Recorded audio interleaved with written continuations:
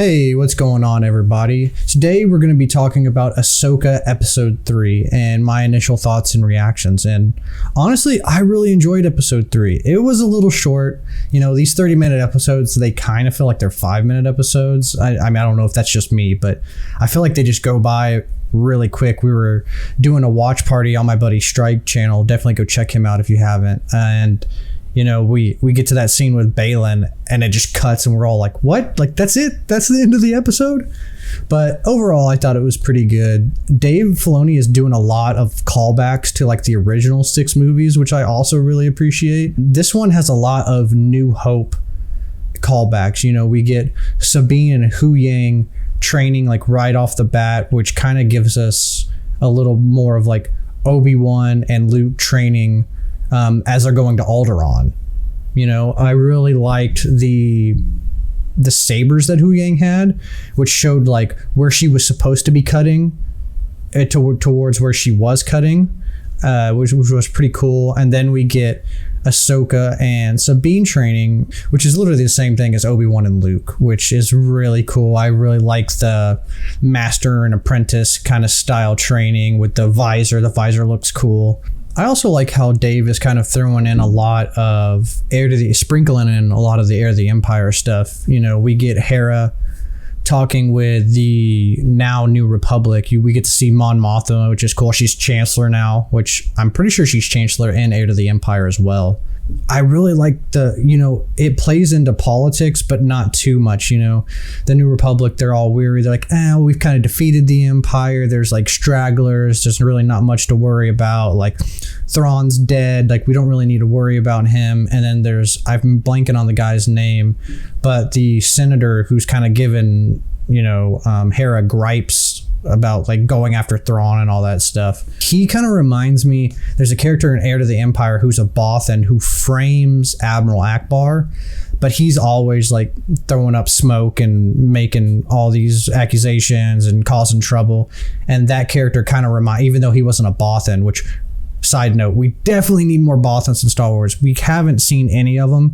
Like, can we just get one Bothan? This is a little side tangent about Bothans. But yeah, it was cool to see that. And then we get to see Hera's son, Jason, which, man, he looked really... it's no surprise. You guys know I'm not a huge fan of Rebels' art style. I get the direction that they were trying to go with Ralph McQuarrie and trying to kind of imitate that. But there's a reason why some things are 2D and some things are 3D and they don't translate well across medians, because...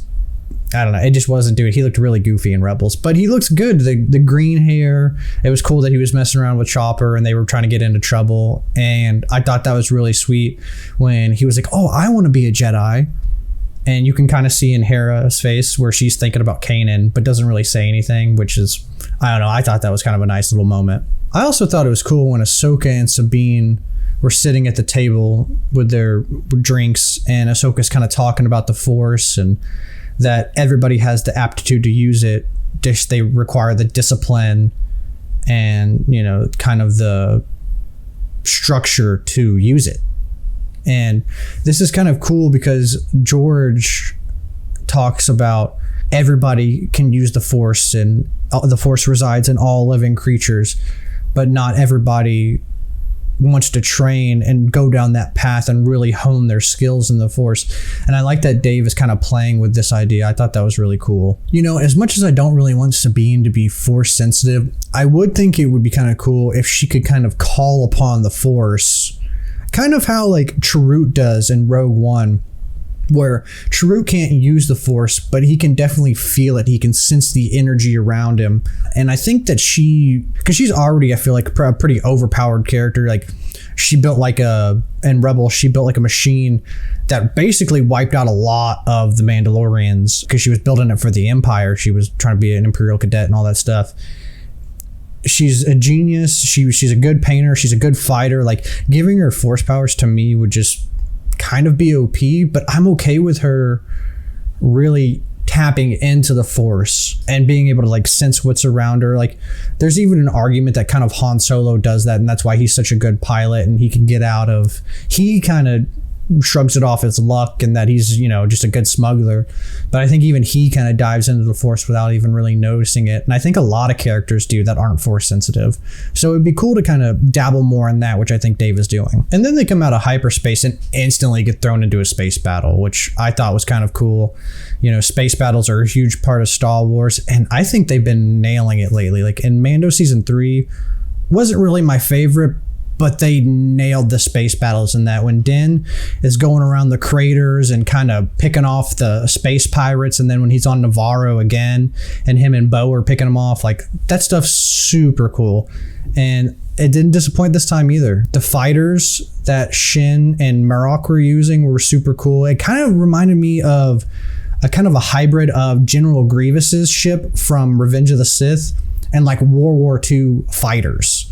And a little fun fact, if you didn't know this, when George was originally creating Star Wars, what he did was he cut a lot of World War II like films and documentaries together of dogfights to choreograph how he wanted the space fights in Star Wars to be, which to me was like the coolest thing. So it's kind of cool that Dave went back and I feel like he's paying homage to a lot of the stuff that George had created, which to me as a Star Wars fan is super cool because George created Star Wars. So it's always cool when he kind of pays homage to it. And then we get more New Hope callbacks with Sabine shooting down one of the fighters and kind of like celebrating just like Luke and Han did when they're escaping the Death Star.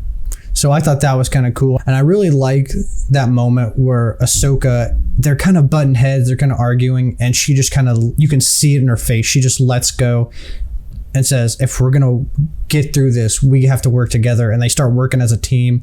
It's super cool. I really liked Ahsoka going out in space. Her spacesuit looked almost like her one from Clone Wars. If you guys remember that Mon Calamari episode where they go and help fight against the Separatists, they kind of have, they're different, but they have very similar. The New Republic symbol looking all white on her sleeve, just a small detail, but super cool.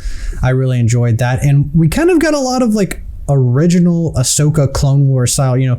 She's doing flips and spins and deflecting the fighter bolts, and I don't know, it felt very Clone Wars or like a episode of Rebels to me. Like this episode, it really felt Rebels and Clone Wars style. I think Dave is really finding his groove with this. And then they kind of nosedive into the planet to escape the fighters, and for the first time ever, we get live action Purrgil, which if you guys don't know who those are, what they are, they're a species of space whales that kind of act like they have their own like built-in hyperdrive unit. How they can fly through space really fast?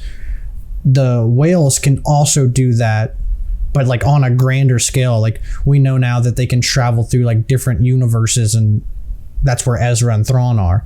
So it was really cool to see a live action version of that. I felt like that was very, again, I'm going to say Clone Wars and Rebels all the time. It was very Clone Wars and Rebels-esque, where they're fighting through the whales, and almost like that Balmorra Run episode in Clone Wars with Plo Koon, Anakin, and Ahsoka.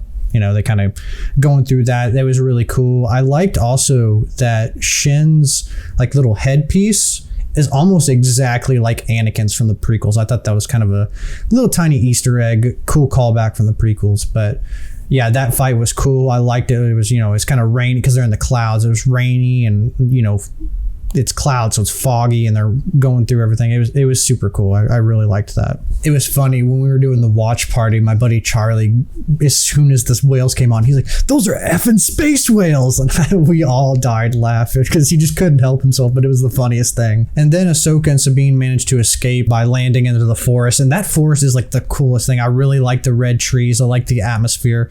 I'm really excited for the next episode because I think we're going to get a lot more saber combat with Sabine and Shin fighting, possibly, and maybe Marok too.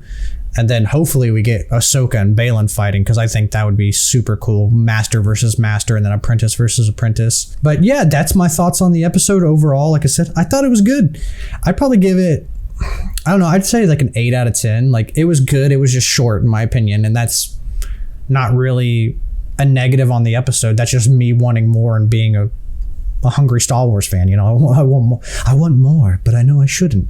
But let me know what you guys think in the comment section down below. I love to hear your thoughts and opinions on the episode. Make sure to join us on Saturday at 7 p.m. Central Standard Time for the live roundtable. We do that every Saturday after every show. So come hang out with us, me and the crew. If you guys know and have seen the other roundtables, the rest of the crew is going to be there, and we're going to have fun and come hang out. And thank you guys for watching. And as always, may the Force be with you.